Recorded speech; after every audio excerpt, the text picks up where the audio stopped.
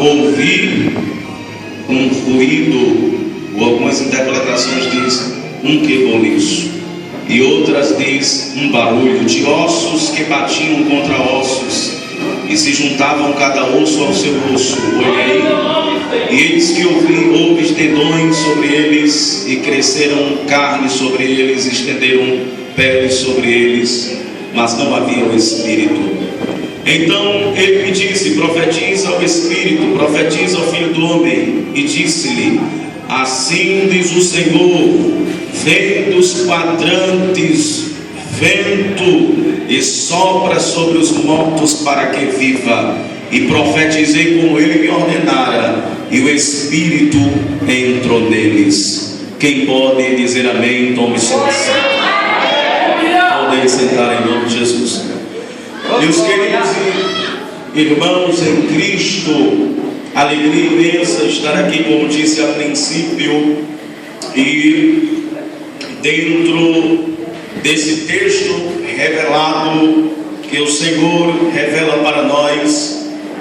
Eu estava meditando por algumas vezes, pregando até neste tema, e até em uma da festa que teve no encerramento da pastora ali, a principal, pregamos também acerca desse assunto. Mas porém aqui a única pessoa que já ouviu eu pregar essa mensagem, acho que foi a nossa irmã que estava lá. Então a palavra de Deus, ela não se renova, porque tudo aquilo que se renova perde a validade, mas ela é nova, que nos renova a cada manhã. O profeta Ezequiel classifica-se entre os profetas maiores, chamado por Deus para ser profeta num período difícil de cativeiro, quando os babilônicos cercam a cidade, levam para ser cativo o povo de Deus por desobediência e o pecado. E dentro deste cativeiro, alguns profetas foram levados para aquele tempo, e entre eles está o profeta Ezequiel. Quando ele estava no ano 586 a.C., na cidade de Jerusalém, quando eu disse a princípio, foi tomada pelos babilônicos. O profeta foi cativo. Ao chegar lá e começar a dizer ao povo aonde estava o erro e o pecado do povo.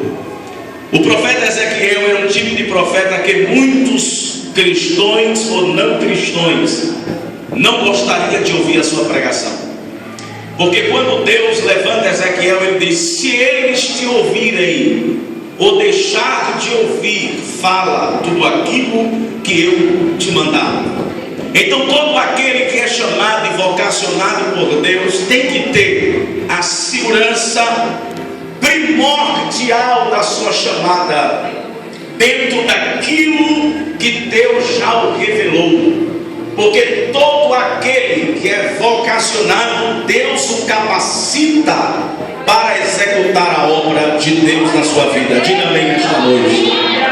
Existem dois tipos de chamada: a chamada individual e a chamada coletiva. A chamada coletiva é esse agrupamento de pessoas que estão aqui para adorar a Deus, glorificar, chorar, se alegrar, até aplaudir ao Senhor, adorar da sua forma, de pé, sentado, adorar pulando, correndo, não é? É a forma que você tem para expressar. Isso é uma chamada, como essa chamada coletiva é uma promessa até que fala acerca do arrebatamento. Dentro dessa chamada existe a chamada individual. São aqueles que são chamados para fazer ou exercer uma função ou exercer uma atividade na obra de Deus, a qual ninguém pode fazer por você. Olhe para o seu irmão da esquerda e da direita e diga assim: a chamada coletiva, você está nela, mas dentro dela Deus te chamou para uma chamada individual. Quem vai fazer não é o irmão A e nem B, quem vai fazer é você.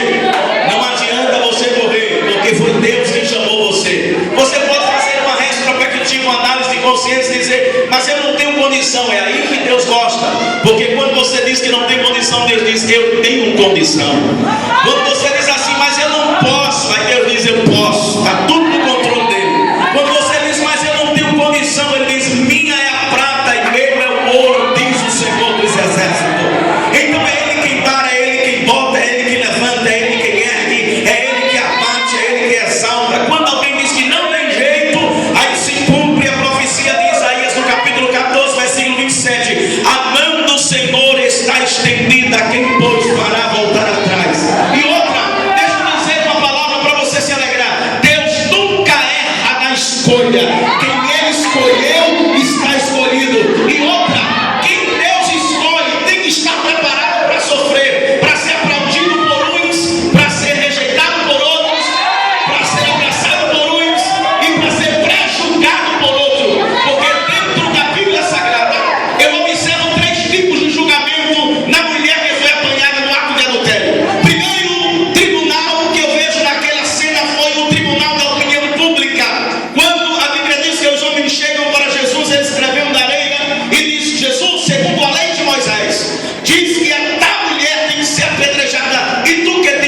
Jesus em silêncio continua escrevendo na areia, porque a Bíblia diz que ele é onisciente, onipotente, onipresente. A sua palavra é como espada de dois gumes que entra na divisão da alma e é apta para decidir os pensamentos e as intenções do coração. Ou seja, ele revela e por ninguém é revelado. Antes que saia uma palavra, disse Davi, ele já conhece tudo aquilo que a gente pensa em falar. Por quê? Porque Davi diz e se expressa com a sua harpa no dia da angústia e da tribulação. Porque tu, ó Senhor, me sondaste e me conhece.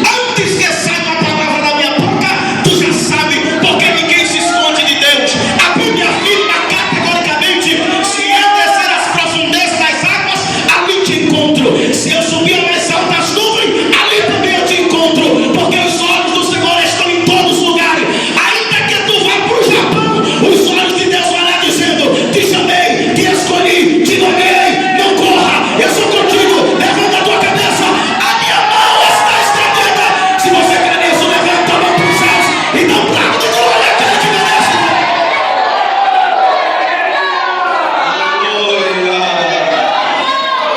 Então Deus não erra na escolha.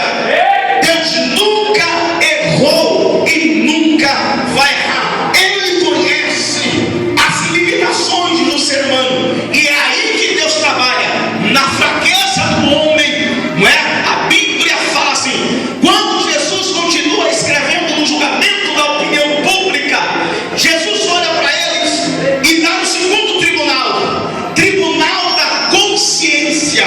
Jesus olha para ele e diz: quem dentre vós não tem pecado, atire a primeira pedra. A Bíblia diz, irmãos, que do maior ao menor sair e jogar uma pedra no chão. Por quê? Porque se Jesus dissesse apedreja, pastor, reverendo pastor, seria uma injustiça, porque segundo a lei que é sobre o Levítico, a Bíblia afirma que teriam que ser julgados todos. Só foi pego a mulher, o homem foi solto. Então, se Jesus dissesse julga, apedreja, seria injustiça. Mas ele não é injusto, ele é justo e só faz as coisas com justiça. Jesus olha para ele e diz: quem não tiver pecado, atire a primeira pedra. Isso é o tribunal da consciência.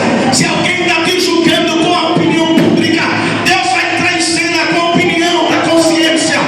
Alguém está achando que você não é. Muito bem, porque quem é na tua vida é Deus.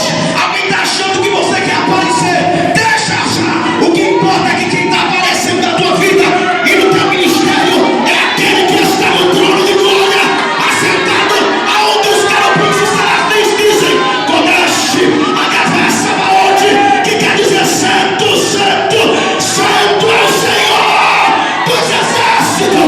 Levanta a mão, levanta a mão. Dá um brado de glória àquele que merece toda a glória.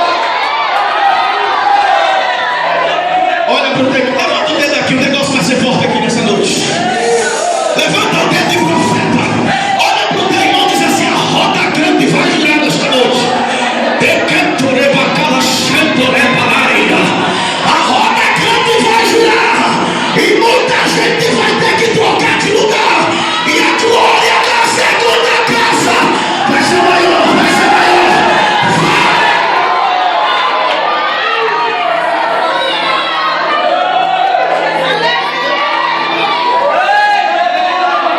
Jesus vai com o terceiro tribunal, tribunal da graça.